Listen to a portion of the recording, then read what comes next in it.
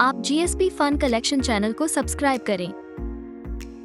आदिमानव शिकार करके नदी से कुछ मछलियां पकड़ता है और अपने परिवार के लिए उन्हें लेकर घर जाने लगता है, लेकिन रास्ते में इसे एक बहुत बड़ा पैर का निशान दिखाई देता है जो इसके घर की तरफ इशारा कर रहा था। ये देखते ही आदिमानव दौड़कर अपने घर की तरफ भागता है, पर आदिमानव पहुंचने में बहुत देर कर देता है। तब तक एक डायनासोर इसकी बीवी और बच्चों को जिंदा खा जाता है। ये देखते ही आदिमानव को गुस्सा आता है और वो अपने भाले से उस डायनासोर पर हमला करता है, लेकिन डायनासोर वहाँ से भाग जाते हैं। अपने परिवार को खोने से आदिमानव उदास था और एक पहाड़ पर चढ़कर वहाँ से कूदने का सोचता है, पर तभी से अपने परिवार का परछाई दिखाई देता है जो इसे जीने का उम्मीद देता है। अगले दिन आदिमानव एक नीला डायनासोर का पीछा करता है और उस पर हमला करने वाला होता है कि तभी उसे डायनासोर के दो छोटे छोटे बच्चे दिखाई देते हैं, जिससे आदिमानव का दिल पिघल जाता है। लेकिन तभी एक लाल डायनासोर इन सब पर हमला कर देता है, तो आदिमानव भी अपने भाले से लाल डायनासोर को जख्मी करके एक पत्थर से उसका पैर तोड़ देता है, जिससे लाल डायनासोर वही मर जाता है। नीला डायनासोर के बच्चे आदिमानव का धन्यवाद करते हैं कि तभी एक लाल डायनासोर हमला करके दोनों छोटे बच्चों को जिंदा ही खा जाता है। लेकिन फैंग और स्पीयर के प्रतिरोध के बावजूद एक थेरोपॉड फैंग के बच्चों को खा जाता है। अपने और फैंग के बच्चों की मौत का बदला लेने के बाद स्पीयर समुद्र तट पर जाने लगता है। तभी फैंग भी उसके पीछे पीछे आने लगती है। स्पीयर को एहसास होता है कि उन दोनों ने ही अपना परिवार गवा दिया है और उन दोनों की जिंदगी में अब कुछ नहीं बचा है। स्पीयर एक सुअर का शिकार करने वाला था, लेकिन फैंग उसे बीच में ही उठाकर निकल जाती है। निराश स्पीयर एक दूसरे सुअर को मारता है, लेकिन उसे भी फैंग चुराकर खा लेती है। फैंग की हरकतों से परेशान होकर स्पीयर एक पेड़ के ऊपर चढ़ जाता है। वो कुछ फल तोड़कर नीचे गिराता है, लेकिन फैंग उसे नीचे गिरा देती है और उसका फल भी खा लेती है। अब गुस्से में स्पीयर उसके ऊपर हमला करने के लिए बढ़ता है, लेकिन रुक जाता है। अब रात के वक्त वो सो नहीं पा रहा था क्योंकि फैंग के खर्राटों की आवाज बहुत तेज थी। वो उसके मुंह पर एक पत्थर फेंक कर मारता है। वो उसे डराने के लिए दीवार पर परछाइयां बनाता है, लेकिन अचानक उसे अपने बच्चों की याद आ जाती है। अगले दिन स्पीयर जंगल में हिरन का शिकार करने जाता है, लेकिन फिर से फैंग उसके शिकार को चुराना शुरू कर देता है। स्पीयर उसे अपने भाले से डराता है, लेकिन स्पीयर की चेतावनी के बाद भी फैंग उसका शिकार चुराना जारी रखता है। इस डायनासोर को एक हिरन दिखाई देती है, तो ये उस हिरन को पकड़ने के लिए जाता है, लेकिन आदिमानव इसे रोक लेता है और खुद उस हिरन का शिकार करने के लिए जाता है, पर इसके हमला करने से पहले ही डायनासोर उस हिरन को मार देता है। ये देखकर आदिमानव को गुस्सा आ जाता है और वो डायनासोर पर हमला करने लगता है, लेकिन लड़ाई के दौरान आदिमानव का भाला टूट जाता है और डायनासोर भी इसे अपने जबड़े में पकड़ लेता है। आदिमानव घायल था, पर तभी इनकी नजर अपने आसपास बहुत सारे खतरनाक सांप पर जाती है, तो ये दोनों फिर से दोस्त बन जाते हैं और अपनी जान बचाकर भागने लगते हैं। पर तभी अचानक वहाँ बहुत सारा पानी आ जाता है, जिसमें ये दोनों डूब जाते हैं और सांप भी उसी पानी के अंदर थे जो इन पे हमला करने लगते हैं और कुछ सांप डायनासोर को काट लेते हैं। तभी आदिमानव के पीछे भी एक बहुत बड़ा सांप पड़ जाता है। आदिमानव को बचाने के लिए डायनासोर उस बड़े सांप का सर धड़ से अलग कर देता है, पर इतने में ये दोनों झरने से नीचे गिर जाते हैं, जिससे आदिमानव बहुत ज्यादा घायल हो जाता है। तो डायनासोर उसे पानी से बाहर निकालता है, जिससे आदिमानव का जान बच जाता है और अब ये दोनों अच्छे दोस्त बन चुके हैं। इसलिए अब से ये दोनों मिलजुल कर शिकार करते हैं और मिल बांट कर खाते हैं। स्पीयर को सर पर चोट लग जाती है और फैंग उसे बचा कर लाती है। अब वो दोनों एक साथ मिलकर शिकार करते हैं और आपस में मिलकर खाते हैं। मैमथ का एक झुंड बर्फ के तूफान से होकर गुजरता है। उनमें से एक बूढ़ा मैमथ पीछे रह जाता है और अपने झुंड से अलग हो जाता है। वो अपने झुंड की तलाश में भटकते हुए स्पीयर और फैंग के क्षेत्र में आ जाता है। वो उसे देख लेते हैं और एक खूनी जंग के बाद उसे मार देते हैं। वो उसे काट कर उसका कुछ मीट और दांत अपनी गुफा में ले आते हैं। मैमथ का झुंड बूढ़े मैमथ को तलाशते हुए उसके आधे कटे शरीर को देख लेता है। वो शोक में तेज चिल्लाते हैं। फैंग मैमथ का मांस खाकर आनंद ले रहा था। उधर स्पीयर याद करता है कि उसने अपने बेटे को सिखाया था कि शिकार कैसे करते हैं और दोनों ने मिलकर एक बड़े जानवर का शिकार किया था। स्पीयर अपने परिवार के बारे में सोच रहा था। तभी अचानक मैमथ का झुंड उनके पैरों के निशानों का पीछा करते हुए उनकी गुफा के बाहर पहुंच जाता है और उन पर हमला शुरू कर देता है। स्पीयर और फैंग बुरी तरह जख्मी हो जाते हैं और मैमथ उन्हें चारों ओर से घेर लेते हैं। स्पीयर बूढ़े मैमथ के दांत से खुद की रक्षा करता है। स्पीयर को एहसास होता है कि झुंड दांत वापस चाहता है और जब स्पीयर उन्हें बूढ़े का दांत सौंपता है वो वापस लौट जाते हैं। वो अपने दादू का दांत लेकर उसकी कब्र पर जाते हैं और उन्हें एक विशेष अनुष्ठान द्वारा आखिरी बार अलविदा करते हैं। उधर फैंग स्पीयर को पीठ पर बिठाकर दौड़ रही है क्योंकि ड्रोमेसोरस की एक बड़ी सेना उनके पीछे लग चुकी है। स्पीयर अपने और फैंग के बचाव के लिए उन पर लगातार पलटवार कर रहा है, लेकिन ड्रोमेसोरस की सेना आखिरकार उन्हें चारों ओर से घेर लेती है। लेकिन तभी सारे ड्रोमेसोरस घबराकर तेजी से भागना शुरू कर देते हैं। इससे पहले कि स्पीयर और फैंग कुछ सोचते वो देखते हैं चांद सुर्ख लाल हो गया है और सारा इलाका धुंध की चादर से ढक चुका है। वो देखते हैं एक दुर्बल आदिमानव को जो एक मरे हुए सुअर को उठाकर लेकर जा रहा था। वो गिर जाता है और उसका पैर टूट जाता है। वो चीख चिल्लाकर अपने परिवार को बुलाता है, लेकिन एक आदमी जैसे ही दौड़कर आता है उसे एक बड़ा उड़ने वाला क्रिएचर उठाकर ले जाता है। अब स्पीयर उस घायल आदिमानव और उसके मरे हुए सुअर को उठाकर उसकी गुफा में ले आता है। तभी विशालकाय चमगादड़ उन्हें चारों ओर से घेर लेते हैं और कड़े मुकाबले के बावजूद उनमें से एक स्पीयर को उठा लेता है और अपने घोंसले में ले जाता है। फैंग कोशिश करती है, लेकिन वो चमगादड़ों की ऊंची गुफा तक नहीं पहुंच पाती है। अब वो बेहोशी का बहाना करके जानबूझकर चमगादड़ों को खुद को उनकी गुफा में उठाकर ले जाने देती है, जहां उसे स्पीयर के अलावा कई सारे लोग मकड़ी के जालों में लिपटे हुए नजर आते हैं। ये एक बहुत बड़ी मकड़ी थी जो तेजी से अपना जाल फैंग के ऊपर छोड़ती है, लेकिन फैंग और स्पीयर मिलकर उसका खेल खत्म कर देते हैं और वहाँ से भाग जाते हैं। बहुत सारी चमगादड़ें उनका पीछा करती हैं, लेकिन वो उन्हें ऐसे स्थान पर ले जाकर रास्ता काट कर निकल जाते हैं जहाँ बहुत सारे ड्रोमियोसॉरस उन सारे चमगादड़ों को खा जाते हैं। अब स्पीयर और फैंग मिलकर एक शांत और लुभावने स्थान की खोज करते हैं। फैंग पानी पीती है और स्पीयर मछली पकड़ने लगता है। स्पीयर ये देखकर दंग रह जाता है कि यहाँ पर वो मछली सीधे अपने हाथों से पकड़ सकता था। वो मछलियों का ढेर लगा देता है और फैंग सब चट कर जाती है। फिर वो दोनों किनारे पर आराम करते हैं। फैंग स्पीयर की गर्लफ्रेंड बनने की कोशिश करती है। वो उसके हाथ के बगल में अपने हाथ का निशान बना देती है। स्पीयर तैरने के लिए पानी में चला जाता है जबकि फैंग तट पर धूप सेंकती है। पानी के अंदर तैरते हुए स्पीयर को फैंग की तरफ बढ़ती हुई कुछ परछाइयां नजर आती हैं और जब वो पानी से निकलकर बाहर आता है वो देखता है फैंग वहाँ से गायब है और उसे खींच कर ले जाने के निशान वहाँ दिखाई देते हैं। वो गुर्राता है और अगले ही पल उसे कोई पीट कर बेहोश कर देता है। होश आने पर वो खुद को फैंग के साथ जाल में कैद पाता है और कई सारे कबीले वालों ने उसे घेर रखा है जो कोई कर्मकांड कर रहे हैं। कुछ गोरिल्ला आपस में लड़ रहे हैं और विजेता गोरिल्ला को एक बूंद रसपान कराया जाता है। उसे पीते ही वो एक महाशक्तिशाली गोरिल्ला में तब्दील हो जाता है। वो फैंग पर हमला करता है और तब तक स्पीयर भी खुद को आजाद कर लेता है। स्पीयर भी उस रस का पान कर लेता है और एक दैत्य में परिवर्तित हो जाता है, जिसके बाद वो सारे बंदरों का कत्लेआम कर देता है। अगली सुबह स्पीयर अपने वास्तविक रूप में जागता है। वो खून से सना हुआ और मृत शरीरों से घिरा हुआ है। तभी वो फैंग को देखता है और दौड़कर उसकी तरफ जाता है, लेकिन देखकर लगता है कि वो मर गई है। स्पीयर सोचता है कि ये तो गई बेचारी, लेकिन तभी उसे फैंग के छींकने की आवाज सुनाई देती है। वो जल्दी से उसे पानी पिलाता है और उसकी चोटों पर गीली मिट्टी लगाता है। वो उसके लिए एक स्ट्रेचर तैयार करता है और किसी तरह पूरी ताकत लगाकर उसे स्ट्रेचर पर पटकता है। वो उसे दूर तक अपने साथ खींचकर वापस अपने जंगल में ले जाता है। रात में वो फैंग का जंगली जानवरों से बचाव करने के लिए उसके चारों तरफ आग का घेरा बना देता है। सुबह के समय वो स्ट्रेचर को लगातार खींचते हुए अपनी गुफा में लेकर चला जाता है। कुछ जंगली कुत्ते उनका पीछा करते हैं और स्पीयर उन्हें भगा देता है, लेकिन कुछ देर बाद वो फिर वापस आ जाते हैं। रात को बीच रात स्पीयर की नींद खुलती है और वो देखता है बहुत सारे मांस नोचने वाले कीड़े उसके और फैंग के ऊपर चढ़ गए हैं। वो उन्हें भगाता है और सबको मार देता है। वो उन्हें पकाकर फैंग को खिलाता है और खुद भी खाता है। सुबह को बाहर जाने से पहले वो गुफा के दरवाजे को पत्थरों से बंद कर देता है, लेकिन जंगली कुत्तों का एक झुंड अंदर रास्ता बनाने का प्रयत्न करते हैं, लेकिन स्पीयर उनसे लड़ता है और उन्हें भागने पर मजबूर कर देता है। ये देखकर कि स्पीयर जख्मी है, फैंग उठने की कोशिश करती है, लेकिन स्पीयर उसे शांत करके लिटा देता है। गुफा के बाहर सैकड़ों कुत्ते इकट्ठा हो गए थे। स्पीयर रात वाले कीड़ों की बाहरी सख्त खोल को हाथों में नकल्स की तरह पहनकर सारे कुत्तों को मार देता है। जल्दी ही उसका साथ देने के लिए फैंग भी उसके साथ आ जाती है। अर्जेंटाइनोसोरस का एक झुंड मैदान में घास चर रहा है। तभी एक हाइड्रोसोरस जो एक अज्ञात बीमारी से ग्रस्त है वहाँ आता है और एक अर्जेंटाइनोसोरस को काट लेता है। अब वो अर्जेंटाइनोसोरस इन्फेक्टेड होकर पैरासोरोलिफस में बदल जाता है और दूसरे अर्जेंटाइनोसोरस को मारने लगता है। कुछ देर बाद स्पीयर और फैंग वहाँ से होकर गुजरते हैं। वो ये देखकर दंग रह जाते हैं कि किसी भी मृत शरीर को किसी चील या गिद्ध ने हाथ तक नहीं लगाया है। तभी एक पैरासोरोलिफस उनके ऊपर हमला बोल देता है और वो एक छोटी सी गुफा में भागकर अपनी जान बचाते हैं। गुफा में सोते हुए स्पीयर सपना देखता है जिसमें एक पैरासोरोलिफस ने उन्हें काट लिया है। जागने पर वो देखता है कि वो पैरासोरोलिफस जो उनके पीछे भाग रहा था मरा पड़ा है। स्पीयर और फैंग यहाँ से भागने की कोशिश करते हैं, लेकिन तभी वो पैरासोरोलिफस जाग जाता है और उनका पीछा करता है, लेकिन उसका बड़ा शरीर संकरी दरार में फंस जाता है और स्पीयर और फैंग एक ज्वालामुखी क्षेत्र में पहुंच जाते हैं। वो आग के शोलों से तो किसी तरह बच जाते हैं, लेकिन तभी पैरासोरोलिफस दरार से निकलकर फिर से उनके पीछे लग जाता है। स्पीयर फैंग की गर्दन का इस्तेमाल करके पहाड़ी की दूसरी तरफ पहुंच जाता है। पैरासोरोलिफस लावा में गिरकर राख में बदल जाता है। स्पीयर और फैंग एक आदिमानव को आग की लपटों में घिरा देखते हैं और चुड़ैलों का एक समूह अपनी मुखिया चुड़ैल को बुलाता है, जो एक काले राक्षस में परिवर्तित हो जाती है जिसकी आंखें हरी हैं। आदिमानव के गले से एक हरा सांप बाहर निकलता है और मुखिया चुड़ैल के अंदर समा जाता है। वो उसके पेट में एक बच्चे का आकार ले लेता है। अब मुखिया चुड़ैल अपने पेट से उस बच्चे को बाहर निकालती है और उसे दूसरी चुड़ैलों को सौंप देती है। एक चुड़ैल फैंग और स्पीयर को देख लेती है और मुखिया चुड़ैल को सतर्क कर देती है और वो सब मिलकर स्पीयर और फैंग का पीछा करना शुरू कर देती है। स्पीयर और फैंग भागते हुए एक दूसरे से बिछड़ जाते हैं और एक चुड़ैल जादू करके फैंग को अपने नियंत्रण में कर लेती है। अगली सुबह स्पीयर खुद को उसी आदिमानव की तरफ लटका हुआ पाता है। तभी फैंग वहाँ आता है जिसके ऊपर एक छोटी सी चुड़ैल सवार है जो उसके ऊपर कब्जा किए हुए है। अब वो छोटी चुड़ैल जादू का इस्तेमाल करके स्पीयर और फैंग की यादों में प्रवेश करती है और उनके अतीत के बारे में जानकारी लेती है, जिसके बाद चुड़ैल उस समय में जाती है जब उसकी बेटी एक पहाड़ी के ऊपर से गिरकर मर गई थी। उसके बाद वर्तमान में लौटकर वो स्पीयर के शरीर पर कुछ विशेष निशान बना देती है। जब मुखिया चुड़ैल रात में वहाँ आती है तो छोटी चुड़ैल का हृदय परिवर्तन हो जाता है और वो स्पीयर और फैंग को आजाद कर देती है। मुखिया चुड़ैल एक बड़े से भेड़िए में बदल जाती है, लेकिन छोटी चुड़ैल उसका ध्यान भटका देती है और स्पीयर और फैंग मौका पाकर भाग जाते हैं। मुखिया चुड़ैल उस छोटी चुड़ैल को खा जाती है। एक स्माइलोडोन अपने शिकार की तलाश कर रहा है जब वो एक जंगल में एक क्रिएचर को देखता है। अगली सुबह स्पीयर और फैंग जंगल से गुजरते हुए स्माइलोडोन की लाश देखते हैं। फैंग ये देखकर घबरा जाती है और वहाँ से भाग जाती है। रात के वक्त एक अजीब क्रिएचर सेरेटोप्सियंस के झुंड पर हमला करता है और उनमें से एक को कत्ल कर देता है। जब स्पीयर और फैंग शोर सुनते हैं, स्पीयर क्रिएचर से लड़ने जाने के लिए अपना भाला उठा लेता है, लेकिन फैंग उसका रास्ता रोक लेती है और उस पर दहाड़ती है। वो स्पीयर को बैठने के लिए विवश कर देती है। अगली सुबह स्पीयर और फैंग बहुत सारी चीलों को आसमान में मंडराते हुए देखते हैं जो पिछली रात को मारे गए जानवरों की लाशों को खा रहे थे। जब तेज हवा चलती है वो दोनों एक चट्टान के पीछे छुप जाते हैं। अब रात में वो एक अजीब आवाज सुनते हैं और जंगल की तरफ भागने लगते हैं और जब थोड़ा सा आराम करने के लिए रुकते हैं वो रहस्यमय क्रिएचर उन पर हमला कर देता है। वो बड़ी मुश्किल से खुद को बचाते हैं। स्पीयर अपना भाला फेंक कर मारता है, जिसके पत्थर पर टकराने से आग निकलती है और क्रिएचर डरकर भाग जाता है। क्रिएचर की कमजोरी जानकर स्पीयर और फैंग दोनों मिलकर उसे जंगल से बाहर निकलने के लिए विवश कर देते हैं और स्पीयर उसे आग के हवाले कर देता है और उसे मार देता है। स्पीयर और फैंग मछली पकड़ रहे होते हैं कि तभी उन्हें एक होमोसैपियन औरत पानी में दिखाई देती है, जिसका पीछा एक मगरमच्छ कर रहा था और वो जंगल में भाग जाती है। स्पीयर और फैंग मगरमच्छ को मार देते हैं। स्पीयर औरत को पाने के लिए उसके पीछे भागता है। स्पीयर फैंग को उससे दूर करता है और अपना हथियार नीचे रख देता है। वो उसे गर्मी देने के लिए आग जलाता है। रात में स्पीयर उसे चांद की पूजा करते देखता है। सुबह को वो आगे बढ़ते हैं और औरत उनके पीछे जाती है। बाद में औरत मीट और सब्जियां पकाती है। स्पीयर और फैंग उसे उसके लकड़ी के शिकंजे से मुक्त कर देते हैं। अब पहले बार औरत बोलती है। वो अपना नाम मीरा बताती है। जब स्पीयर और फैंग एक डायनासोर को मारने में विफल होते हैं तो वो एक धनुष बनाती है और उससे डायनासोर को मार देती है। अब मीरा चित्र बनाकर अपनी कहानी सुनाती है। उसकी जनजाति को आक्रमणकारियों ने बंदी बना लिया था और वो अकेली बचकर निकलने में कामयाब हो पाई। स्पीयर को देखकर लगता है कि वो उसके चित्रों में खास दिलचस्पी ले रहा है। अब वो फैंग की पीठ पर बैठकर नदी को पार करते हैं। वो एक गुफा में पहुंचते हैं जहां मीरा चांद की आराधना करती है। स्पीयर उसकी प्रार्थना के बारे में जानकारी लेता है। वो अपनी भाषा में उसे सब बताती है। अगली सुबह उसे कुछ मंकी मैन आकर पकड़ लेते हैं। फैंग और स्पीयर उनका पीछा करते हैं, लेकिन वो उसे एक नाव में बिठाकर दूर निकल जाते हैं। उस नाव पर वही चिन्ह बना था जो मीरा के टकले पर था। स्पीयर पहली बार अपने मुंह से मीरा का नाम बोलता है। और इसी के साथ इसका ये एपिसोड यही खत्म हो जाता है। दोस्तों, अगर आप इसके आगे के एपिसोड भी देखना चाहते हैं तो कमेंट में पार्ट 2 जरूर लिखें। और भी ऐसी ही मूवी एक्सप्लेन वीडियो देखने के लिए चैनल को भी जरूर सब्सक्राइब करें। हम मिलेंगे आपसे बहुत ही जल्द अगली ऐसी ही धमाकेदार वीडियो में। तब तक के लिए गुड बाय।